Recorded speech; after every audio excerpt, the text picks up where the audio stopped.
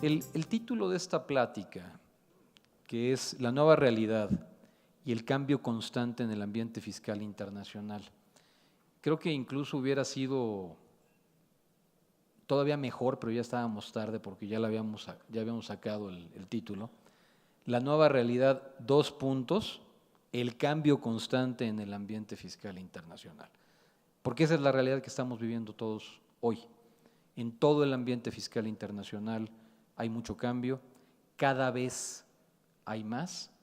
Solo como algunos ejemplos.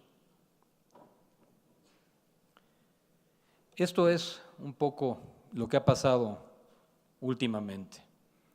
Tuvimos una reforma fiscal en México muy relevante en el 2014. Poquito después entró toda la parte de comprobantes fiscales digitales, ya mucho más aterrizado, contabilidad electrónica. Un poco después empezamos a tener los reportes de BEPS. Incluso México fue uno de los primeros países en introducir legislación como consecuencia de BEPS. Por otro lado, a partir del 2016 también México se une a toda la ola y a todos los temas de country by country. De hecho, tuvimos algún evento de precios de transferencia en diciembre tocando estos temas. 2017 empieza la renegociación del Tratado de Libre Comercio como consecuencia de la elección del presidente Trump en los Estados Unidos. Y dentro del propio también 2017 se da la última versión del instrumento multilateral que es firmado por varios países, 70 en este momento, incluyendo México. Y en el 2017 a finales empezamos a escuchar mucho ruido acerca de una reforma o potencial reforma fiscal de Estados Unidos que hoy en día ya es una realidad. ¿Qué nos depara los siguientes años, por lo menos desde nuestra bola de cristal? Claramente en el 2018 consideramos que hay una alta probabilidad de que tengamos un decreto presidencial o reglas misceláneas nuevas. ¿Para qué? Como consecuencia precisamente de la reforma fiscal de los Estados Unidos. Por otro lado, otra cosa que pareciera que también va a pasar durante el 2018, pero es un poco menos claro, es que vamos a saber qué va a pasar con el TLC. Desde nuestro punto de vista, hay tres opciones. Una es prácticamente casi imposible que suceda, que es que no pase nada. La segunda opción es que tengamos un TLC modificado y la tercera es que ya no tengamos un TLC. Entonces, claramente, nosotros pensamos que solo las dos últimas son viables. O vamos a tener un TLC diferente a como lo conocemos hoy, o vamos a tener, o más bien ya no vamos a tener TLC. ¿Por qué estamos juntando temas diversos como el MLI o como BEPS, como la reforma fiscal de los Estados Unidos o el TLC en lugar de única y exclusivamente hacer un evento de la reforma fiscal americana, como puede haber muchos en el mercado? Porque estamos convencidos que no se puede ver hoy en día este tipo de temas de manera aislada. Están interrelacionados. ¿Qué pasa en nuestro país? El qué pasa en nuestro país tiene mucha correlación, sí, con la reforma fiscal americana, con qué pasa en México, con los temas políticos y económicos del país, así como con qué va a pasar con el TLC y fiscalmente hablando también con todos estos cambios del instrumento multilateral y de BEPS que estábamos mencionando. Entonces, por otro lado, además de los cambios del TLC, en el 2019 se va a dar la ratificación de este instrumento multilateral y en el 2019 también estaríamos esperando muy probablemente, por lo menos lo que la historia nos dice, una reforma fiscal significativa en México. Que si bien es cierto, estábamos acostumbrados a tener reformas fiscales muy significativas cada año, esto ha cambiado, esto da un poco más de certidumbre jurídica a los contribuyentes en nuestro país, probablemente no la suficiente aún, pero sí ha cambiado. Lo que también es cierto es que cada que tenemos un nuevo presidente, típicamente hay una nueva reforma fiscal importante, sea del partido que estaba en el poder o sea de un nuevo partido.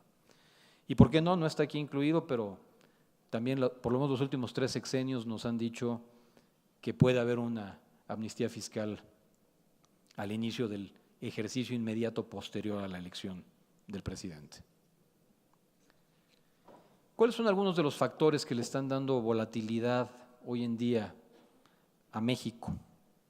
Desde el sismo del año pasado, desde la negociación o posible cancelación del TLC, como lo estábamos mencionando, toda la incertidumbre que existe alrededor de las elecciones de este año.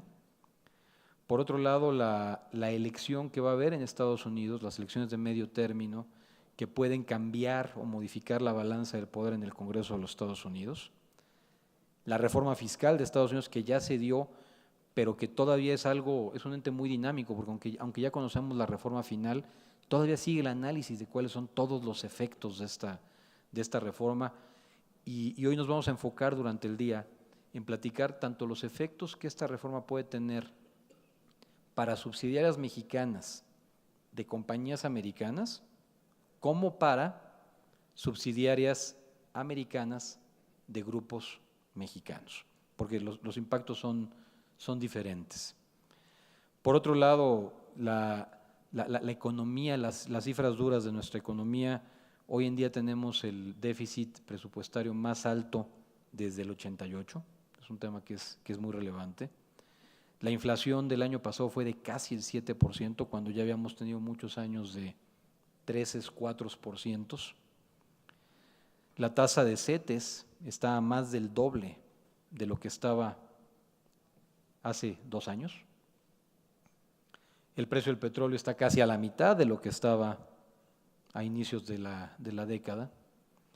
Y por otro lado, estamos llegando en este momento a una deuda externa que ya sobrepasa la mitad del PIB. ¿Es el fin del mundo? Claramente no, pero son algunos datos que son importantes considerar y tomar en cuenta, así como el tipo de cambio, que también hemos tenido una devaluación de casi el 50% en 4 años. Y nuestra expectativa de crecimiento para este año es de poquito más del 2%. ¿Qué viene en temas de gobierno? La elección de presidente, sí, pero también de 128 senadores, de 500 diputados, 8 gobernadores y un jefe de gobierno. Entonces, como cada 6 años, se conjugan al mismo tiempo muchos cambios y probablemente teníamos ya algún tiempo de no ver tantas fuerzas distintas en diferentes regiones del país, tomando más fuerza algunas, perdiendo fuerza otras. Y claramente hoy en día, por lo menos de lo que se ve, aunque no son candidatos aún, porque todo esto son precandidaturas todavía, realmente se ven 3 claros contendientes por la presidencia: Andrés Manuel López Obrador, Ricardo Anaya o José Antonio Meade. Y tenemos también algunas candidaturas independientes. Ahora, ¿por qué lo que pasa en Estados Unidos es tan relevante para nosotros en México? ¿Por qué estaríamos en México hablando de reforma fiscal americana?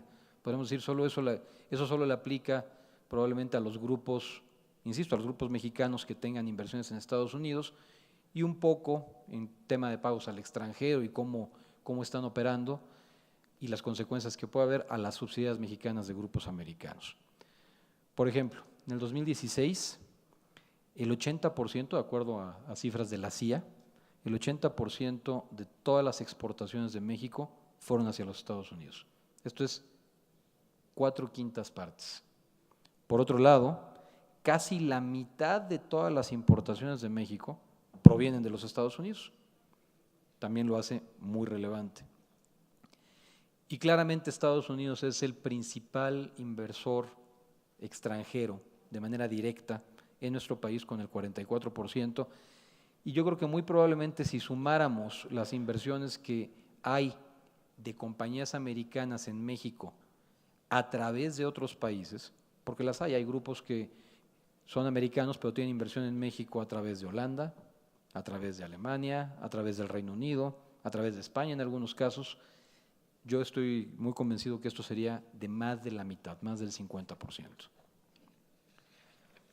¿Cuáles son los retos que existen para México en materia de política fiscal para este ejercicio? Claramente hay una complejidad de la legislación. Sin embargo, cuando vemos la legislación de nuestros socios comerciales americanos, vemos que la nuestra igual y no es tan complicada, honestamente. Pero el tema primordial es probablemente que hoy el contribuyente, o es lo que muchos de ustedes nos han expresado, se siente un poco inseguro o indefenso en el sentido de que puede cumplir con todo lo que dice la regla, pero el día de mañana alguien dice, pero también requiero este requisito formal de tal papel, o de que esté el contrato ante fedatario público, o por qué no, del estado de cuenta bancario de cuando hiciste la transacción hace 40 años, o de la ficha de depósito. Yo creo que probablemente si todos nosotros conociéramos hoy que tenemos que tener un contrato ante fedatario, y la ley lo definiera así, que tenemos que guardar un estado de cuenta bancario 40 años, o que tenemos que guardar una ficha de depósito, lo haríamos. El problema es que no es claro. Entonces, este es uno de los retos probablemente más importantes que tiene nuestro país este año para poder ser más competitivos al dar esa claridad o generar esa claridad en nuestra legislación. Tenemos un constante cambio, aunque, insisto, como mencionaba hace unos minutos, ya es menos que antes. La economía informal pone una presión muy importante entre los contribuyentes cautivos, personas físicas y morales, ambos.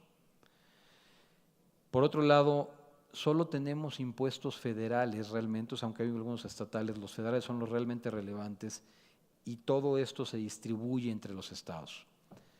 Esto le da un poco menos de habilidad a cada estado de generar su propia política fiscal, lo cual tiene beneficios y perjuicios también.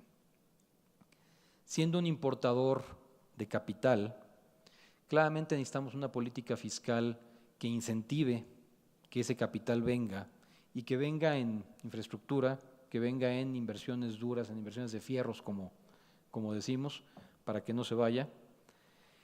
Y aunque el cambio más sencillo lo conocemos todos, que es básicamente modificar algunos temas, ya sea de tasa o de los conceptos que están grabados para efectos de IVA, la realidad es que es un cambio que lleva 18 años en la mesa y que ha sido tan politizado que ni siquiera se ve como una posibilidad, yo creo que por ninguno de los tres partidos que tienen posibilidades de ganar ahorita. Por otro lado, los niveles de déficit que tenemos hoy en día también hacen muy complicado tratar de hacer alguna reforma que merme la recaudación atrayendo inversión, porque la única forma de subsidiar esto sería a través de más deuda o de recorte de gasto. Sin embargo, la parte de la deuda con el déficit que tenemos hoy en día no es algo que se vea muy sencillamente aplicable.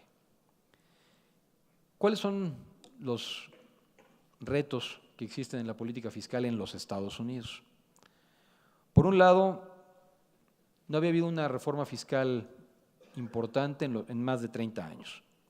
La complejidad de la legislación, mucho se habló, como en México también, de simplificación, y creo que hoy nadie de los que nos dedicamos a esto estamos viendo simplificación en el sistema americano, sino realmente se está volviendo todavía más complicado de lo que ya era.